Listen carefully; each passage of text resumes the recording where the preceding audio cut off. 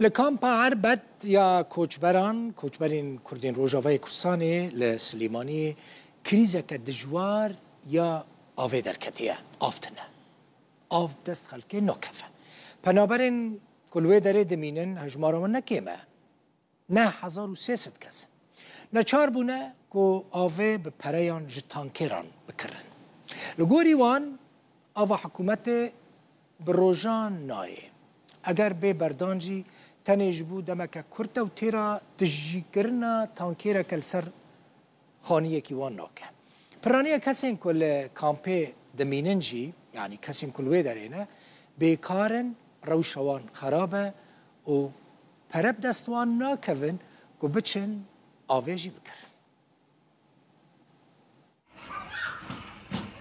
قەیرانی بێئاوی لە کەمپی ئاوارەکانی ڕۆژاوای کوردستان لە عەربەت سەری هەڵداوە.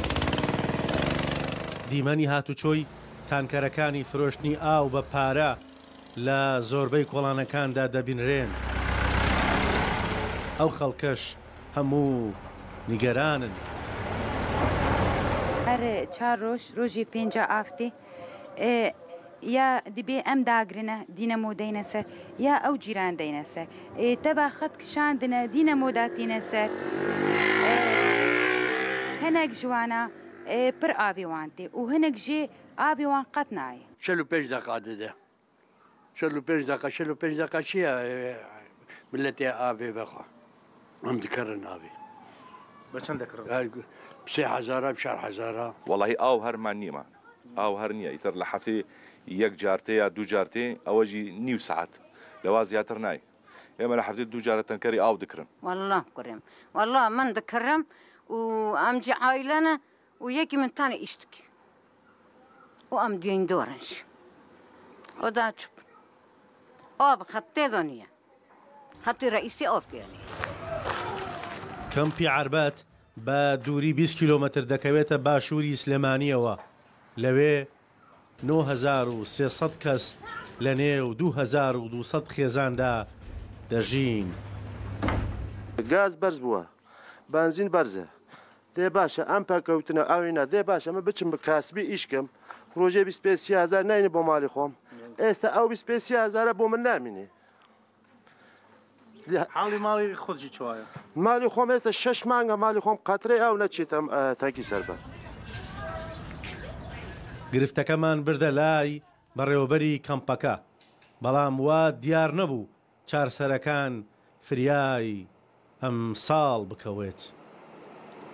سەرچاوی ئاوی ئەم کەمپە 5 بیری قوڵە سیانیان وشکی کردو دوانیان ئێستا ئیشەکەن ئاستی ئاوی ئەوانی زۆر دابەزیوە بڕیار درراوە ینی ئەمەلێک هەیە کە لە بێسانسور و هێڵێکی ئاو بێ بێرە بەڵام بە هۆکاری کەمبوونی ئاستی ئاوی بێسانسور لەم ساڵە ئەو پرۆژەیە جێبەجێ نەکراوە.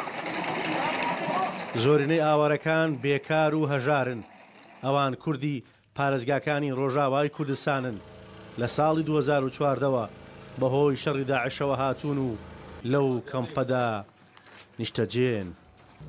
ئەرکان عەلی ڕوودا و کەمپی عەربەت.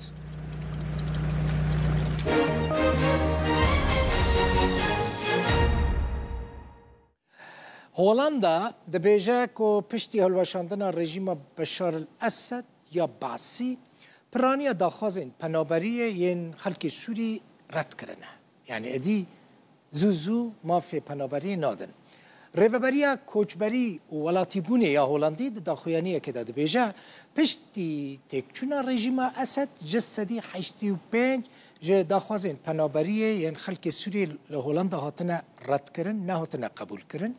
حتانها 17,000 داخوازین پەنابەریە یەن سووریان لە هۆڵندا هاتنە ڕاوەستاندن و لێکۆلین لە سەر تێکردن ji bo ku biryara dawîn li ser were dayîn ka wê mafê rûniştinê bistînin ya nalê piraniya wan mafê rûniştinê nasînin. Hikûmeta Holanda îsal 720 penaberên Sûriyê dibêje bi dilê xwe vegeriyane welatê xwe 110 daxwazên din ên vegerê jî ji bo hikûmetê hatine pêşkêşkirin penaberên ku li wê derê ne dibêjin em ê vegerin welatê xwe hejmarek ji wan. Li Sûriyê gelek kesên ku ji ber şer مالên wan yani xerab bûne, koçber bûne, vedgerine cihên xwe. Lê dema ku vedgerin dibînin ku mal wêran bûye, hatûye rûxandin tiştek li ser hev nemaye. Meha Saîd ku mala wê bi tevahî wêran bûbû, behsa zehmetî û êşên xwe dike ji Rûdawê re diaxive. Kampa Yermûk jî heye li Şamê. Kampeke gelekî bi nav û dengel başûrê Şamê ye. Di sala 2013 da ji ber toparanên giran ew jî hatibû vala kirin, hatibû wêran kirin û peyamnêra Rûdawê Vivian Fettah ev baber kirin raport. هجمارك مزن جوان كسين كل سوريا جبر شر جمارين خود دركتبون كوجبرو اواره ببون نها فقريانه لوي لويا يكو فقره ومالا خو نبينه مها خان وهفجيني خود بيجن اف افاهيا وانه لتشتك جمالا وان نمايه لفير نتني مال ويران بو لترمي براي مهاجي دبن كافلانديا. أصعب شعور إنك أنت مثلا جي زحمة ترنينا خونا مروفا جي خورا مالكي آفابكا هدي ملاكر وجنشكي بتشو وكا خونكي بو من براي خو دو كورن متا خوجيش دزدانا براي من هيجي دبن كافلان دايا كتبو برتو باراني هو مثل ما بقول تحت الأنقاض خسرناه كمان بالقصف. فر كامبا يرموك لباشوري الشامية دو سالان خو بيشاندان لدجي حكومتا بعث تيدا دهاتن انجام دان لسالا 2013 دما كو بتوندي هاتو باران كرن خلكي ويجي دركتن وحيانا هاجي ونقريانا. القصف بشكل يومي كان يصير توباران بأوايكي روجانا هبو بالافران المددان قهب برميلانو جاري بقوليان حكومتي المدخس أحمر طالع من الطائرات بالضبط هذا اللي كنا نشوفه.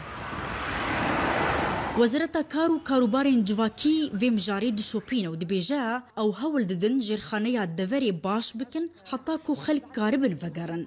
مثلا في وزارة الشؤون الاجتماعية والعمل عندنا وزارة كاروبارن جواكي بشكل ما تايبت هيا جبو شوباندنا روشا كجباران جبو فقراندنه وبردست خستنا درفتن كار وافاكرنه تأمين فرص العمل وأيضا الإسكان.